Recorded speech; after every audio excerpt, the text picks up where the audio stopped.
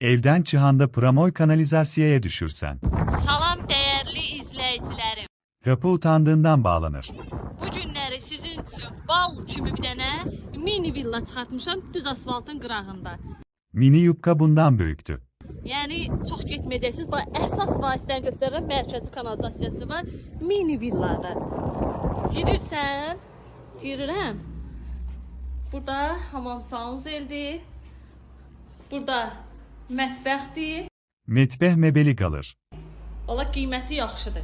Burada da nədir? Otaqdır. Всё. Qiymət də elə özü kimi balacadır. 11.000 manatdır.